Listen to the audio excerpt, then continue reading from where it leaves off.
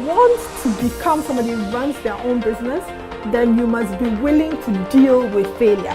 Do something out of the norm at least once a month. Best thing for an entrepreneur, being able to listen to what a client is saying and be able to realize what the client needs and sell it to them.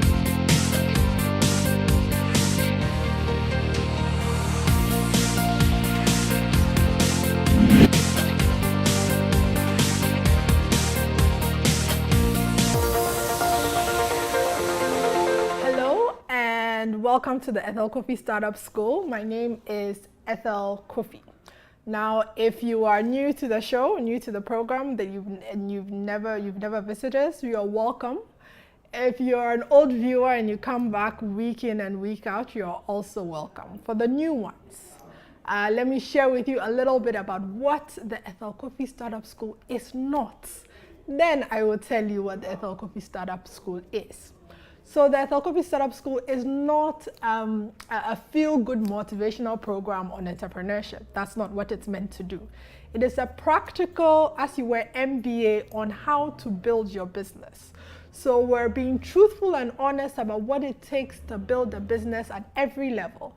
We'll talk to you about the psychological strains of building a business and how to deal with them. So it's a practical MBA on entrepreneurship. And this is to help you as you might be in your job right now looking to start your own business. This is a good start for you. Or you might have started a business within about a year to 3 years. This is a good place to sort of pick up the skills that you need to run a successful business.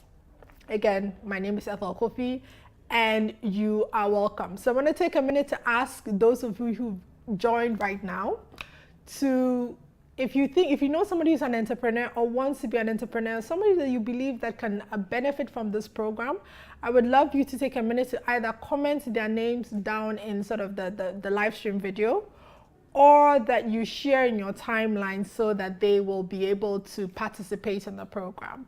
So I'm going to take a minute and share it so that the world and people in your timeline in the world will be able to sort of partake and learn from it. And you can be the cool person that shares the cool information. Every week, for those that are new, every week we give away a book. So this week I'm giving out a book called Blink. It's by Malcolm Gladwell. And it talks about human behavior and how human beings make decisions. And for any entrepreneur, you understand that the ability to understand human behavior and the ability to influence human behavior above all will enable you to be able to sell more, to be able to persuade people to come and work for you, to be able to influence people to sort of collaborate with you. So the ability, learning human behavior is great. So what will happen is at the end, if you sit through the end of the program, I will ask one specific question.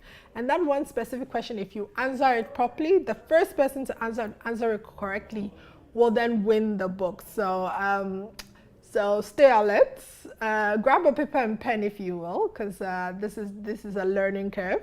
Grab a paper and pen, write the things that you need to learn down. It's going to be an exciting trip. So let's go. Before we start, I've got to set my timer because I don't want to go beyond. So here's my timer, where I don't want to go beyond the 30 minutes. I want you to be able to listen to this on your lunchtime and then go back to work. So let's go. So the last couple of weeks I've been talking about sort of setting up your unique value proposition about your products. This month, I really want to talk about sales. So I've said here before, for those who've listened and keep coming back, that if you have a business and you cannot sell, you have a very expensive hobby.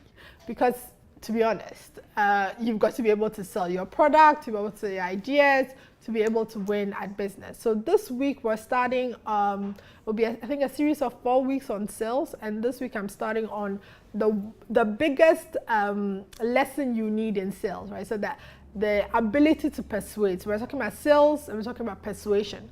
So the more you are able to persuade and influence people, the more you're able to sell, the more you're able to grow your business. So today we're talking about So what I'm going to talk about this week is nothing new. It's just an amalgamation of sort of scientific ideas on how to influence people. So a lot of the lessons that I'm teaching here, I learned from a book called Influence by Robert Cialdini. I didn't mention his name right, but Robert Cialdini. So if you're looking to sort of delve deeper into persuasion and there's selling a persuasion, the book, Robert Cialdini's book, Persuasion, is a really good place to start. A lot of my lessons are actually from that book for today. So we'll go through the different principles of persuasion, and I'm going to try and talk to you about how to apply them in your business. And what I'm going to need from you is for you to at least attempt one or two during this week and give me feedback. So it'd be really good to hear back from you on that. I tried this principle, I tried that principle, and it didn't work. And then remember, I'm giving away a book at the end. Again, share in your timeline if there's somebody that you think that really needs to hear about it. So let's go. So the first principle of persuasion is reciprocity. So and most of the scientists believe this is actually the strongest influence tactic. It means that we as a society, we are culturalized that if somebody does something good for me, I do something of equal measure back. So really think about it. Really think about the times that we've done stuff for people. Sometimes you don't want to, but you know they did something for you before. Maybe they had borrowed money to you before, or maybe in a situation where you really needed their help, they had come through for you. And so when they ask you a favor, you're more inclined to give, to do a favor back to them. So as human beings, we are really culturalized to reciprocate. So if I invite you to my party, most likely that when you do your party, you will invite me. That's just a principle. That's just how human beings work. And so how do you apply that in business? How do you apply the ability to make people feel like you owe them? How do you apply that when you go into your business? How do you apply that? I mean, there are a couple of questions. When did you last just call your customer to check in? Right. So how is business? I didn't call for payments. I didn't call to sell you anything. I just called to check on you. It gives a human touch to your business. It gives the feel of, you're a human being and you care about what's going on with them. When was the last time you sent content that's important to your customer? So maybe you are selling for me. My company, Ethel Technology Consulting, we sell specifically to C-level executives and IT managers. Now, so if I find content that is relevant for C-level executives that are important to their work, I will send it to them. I actually now have a tool where I automate a lot of the content that I want to send to my potential clients and to my clients. I say, hey, I know that you're struggling with this thing in your business, or maybe it's growing your business to the next level, or maybe in this innovation in your business to the next level.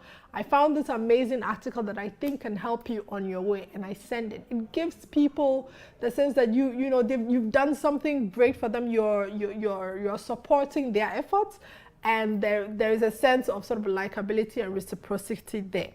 So let me read to you a few things that you can do, right? So some people every year will send a corporate gifts bag, or a gift bag with things in it.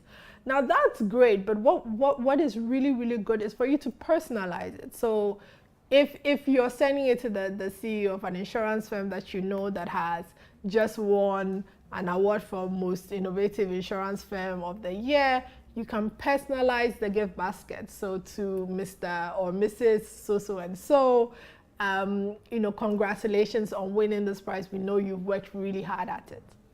See, so it doesn't feel impersonal, but it feels like a really personal, that somebody has thought about it. Or again, I've alluded to sort of sending content, right? So latest industry news that you have preview to. maybe legislative updates. Do you know that the law has changed in this area, and that might affect, you might lose money, and here's an article, or here's how you don't, right? So you're giving them something, you're supporting them so that they will reciprocate. Maybe even market intelligence. Is there something that you have specifically? Also, it's good to share things that it's not in the wide domain, right? So if they can find it themselves, I mean, what's the point? So if it is, oh, you know, we as a company did some market intelligence and we found out that, you know, this and this, these 3 things pertain to your industry. Maybe that will affect how you do sales. That's also important. You can package that and send it to your clients.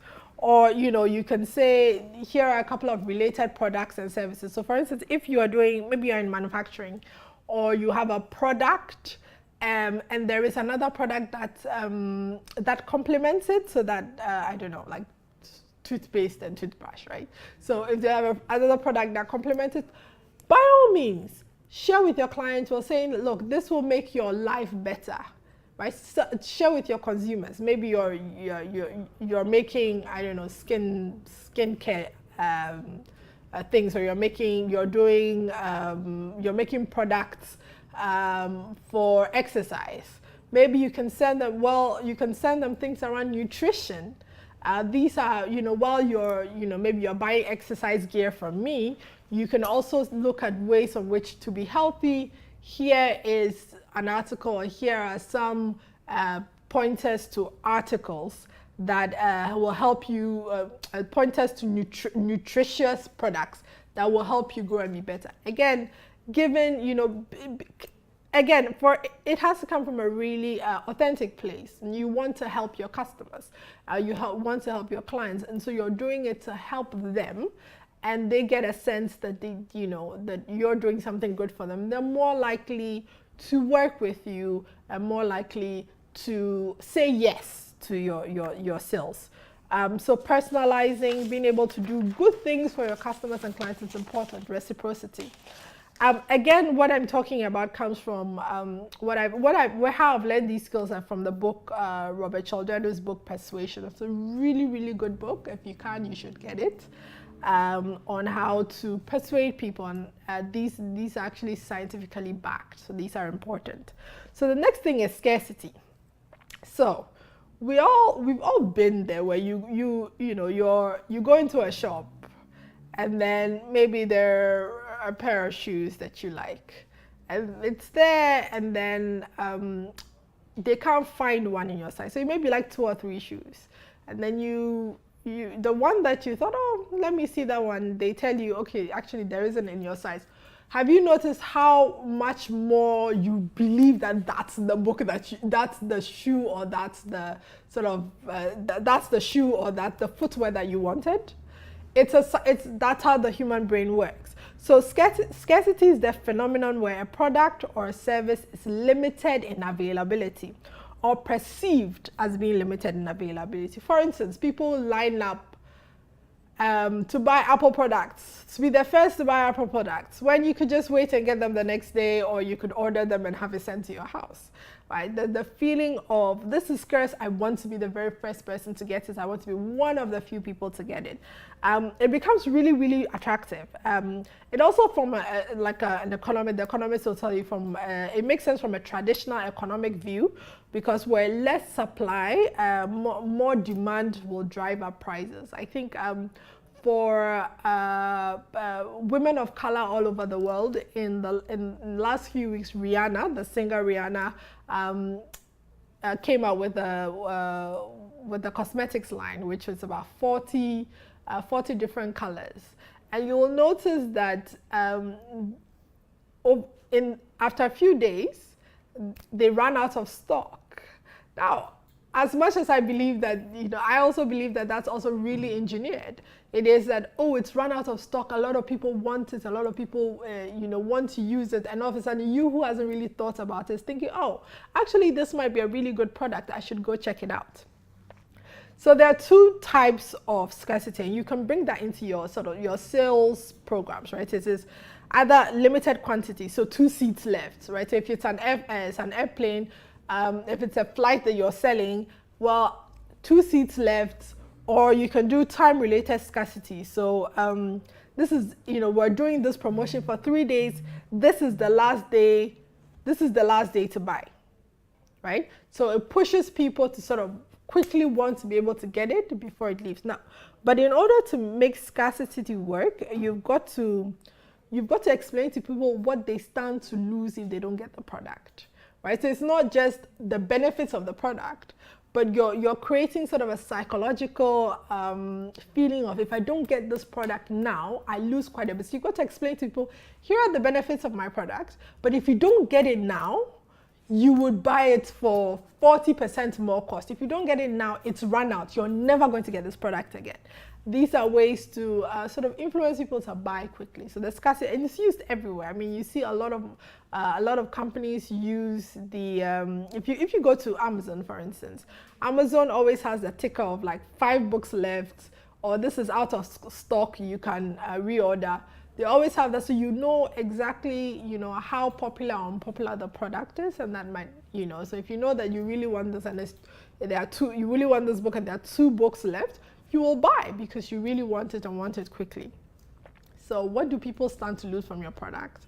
And give them either time-related or quantity-related scarcity, so they're interested in buying. For instance, this program is 30 minutes on a Thursday.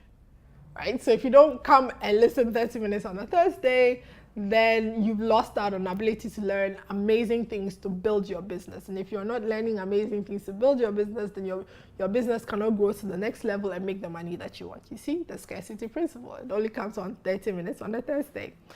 So there's a lot to learn from. So we've done reciprocity, we've done scarcity, and we'll talk about authority. So authority, for human beings, it's important to signal that you're an authority on a subject, right? So if you're selling to your customers, you must be an authority on the subject. And it makes influencing people to buy from you better. So for instance, science has proven that doctors who put their credentials, so their certificates or whatever, up on the walls of their offices, actually have less patients who actually say no, who push back. You understand what I'm saying? So if I'm there, I'm seeing, oh, this doctor has this award and that award and won this, or has this certificate, you're less likely to push back or even ask for a second opinion from another doctor, because it gives you a sense that this person is an authority in the field that they're in.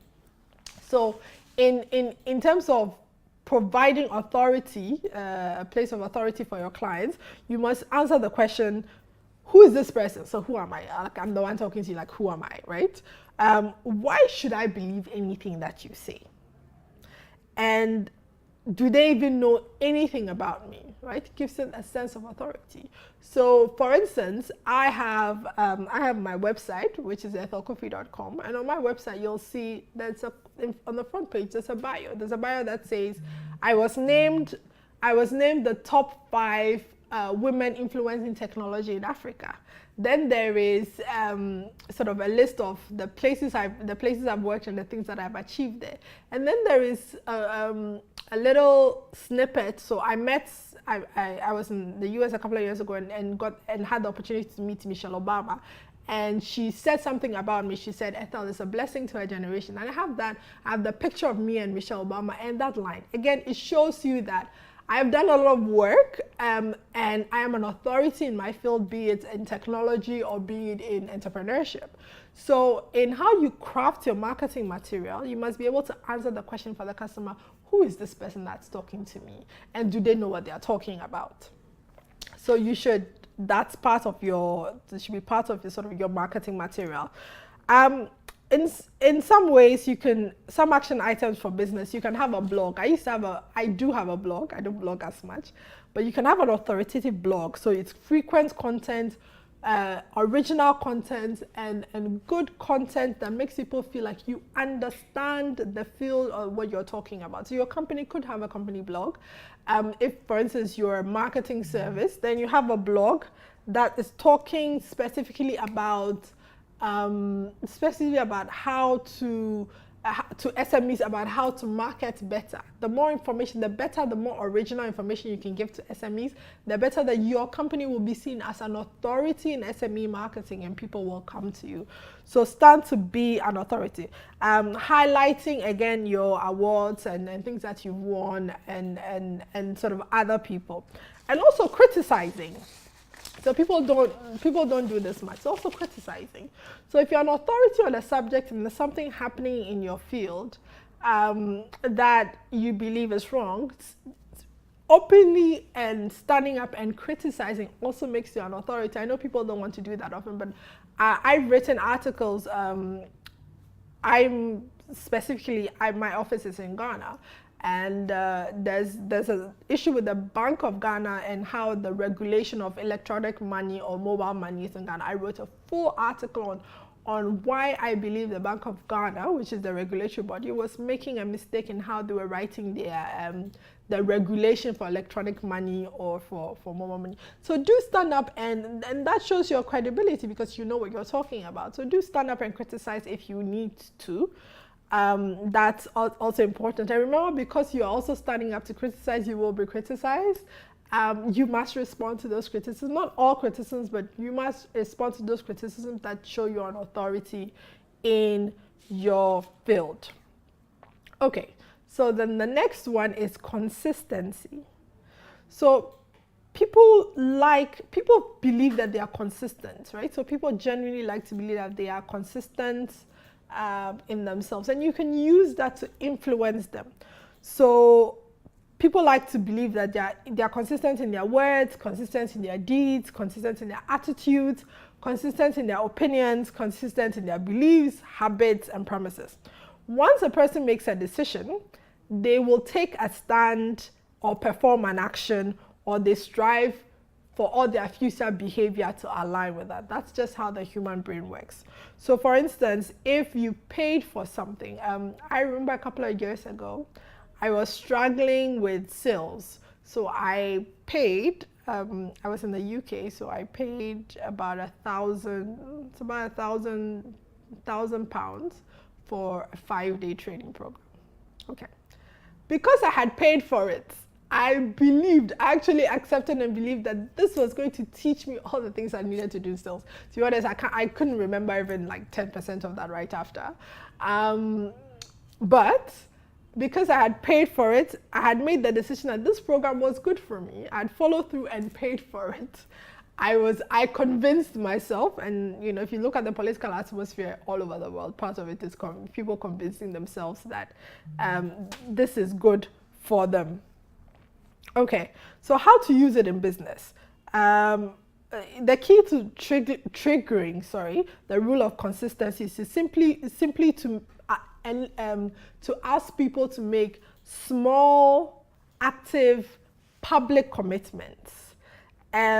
So in a way, so if I'm in a meeting with you and I say, will you commit to setting up another meeting in 5 days once I have sent you the proposal to discuss, then it means that I'm getting you to make a small but public commitment. And most people, if they feel like they've made this commitment outward, they would usually follow up with that. So once you get people to make small commitments, they are most likely to make larger commitments. An actual scientific study where people in a neighborhood were initially asked to put up a big sign saying drive safely, a really big ugly sign in their front yard or in their garden, so that people who drove past will see it. And most people refused to do it. But when they asked people to just initially to make one small commitment, which is put a really small tiny sign in their window at home saying drive safely, the people who made that small commitment were more likely to then go back and make the bigger commitment of putting a really big sign in front of their house. So when you get people to make small little commitments, you can get them to make sort of bigger commitments. So for instance, if you know somebody has agreed, and you've been through this, you've agreed to do something for someone, and because you've agreed to do that little thing for that someone, if you agree to do that little something for someone, you're more likely to do, you're more likely to sort of follow up on that commitment. Then the next one is likability. So, you know, we all as human beings like to spend time with people, like to be with people that we like, right? We like to be with people that are similar to us. We like to work with people that are working to support, together with people to work to support one common goal. So likability is really, really important. And if you've been to a shop and the sales rep is really, really nice to you, and you've just bought because the sales rep is really, really nice, that's the principle of likability. The more you like somebody, the more likely you are to accept to do things for them. Really think about your own life. You've inconvenienced yourself on behalf of other people you've liked. You've maybe driven to pick up somebody from an airport because you like them. And so likability is really, really important. So you've got to learn how to make yourself likable. And the way to do that sometimes is to find common ground. So for instance, if I go into a sales meeting, I don't start business otherwise. So, you know, how was your day? How has it gone so far? You know, I try to find a common ground, to have a common ground with whoever it is that I'm going to have a meeting with, to have a discussion with, so we get a sense that you and I have something in common. It helps people to it helps the likability factor, and that helps in business. So do more of that. Don't just walk into a conference room and start a meeting. You know, how was the drive here? How has your day been? Or do you have any kids? You know, there's something in the news that you say, oh, you know, have you seen this story? Just to create common ground and rapport, and it helps you get to know people a little bit better. Then the final one is consensus. So have you ever been to an ATM where, you know, there are two ATMs, but everybody's lined up on one ATM? And so when you get there, you're more likely to actually just join the longer line, even though there's a free ATM. So as human beings, when we are unsure, we go with the crowd. So we look at what other people are doing to validate. So for instance, now it's shown that 97% of people that buy online will read a product review. Because, well, if I'm not sure of the product, I want to go hear what other people have to say about it, and I will go with that, right? So you have to build your business in where you have a lot of referrals, and that's how to do it in business. So I forgot to remind you of the book again. So the book is Blink, The Power of Thinking Without Thinking. It tells you about human behavior and why human beings make the decisions that they make. It's a really good book in terms of just understanding human beings. I'll ask a question at the end of the day, and you can get that. Okay, so let's continue with consensus. So, for instance, people will put quotes from quotes from others who bought a product onto their website, just to give people a sense of this is what other people feel about this product, and this is how other people have used this product. So if you can get word of mouth for your business, so word of mouth. The word is virality, right? So you make your product viral in a way where people talk about it and share with others. That will help more people buy from you. And so just even think about how you buy. So if you're thinking about buying a product or you're using a service, you're most likely, so my time is up, you're most likely to ask your friend. So if you don't know anything about product, you're more likely to ask your friend, hey, have you tried this product before? Is it good? Should I use it? Right? So consensus is good. You should be able to put that in your business so that people can quickly see referrals of your product and other people talking to them. So this has been really good. I'd really like you to take time, go through all the principles again. So persuasion, reciprocity, scarcity, authority, consistency, liking, and consensus.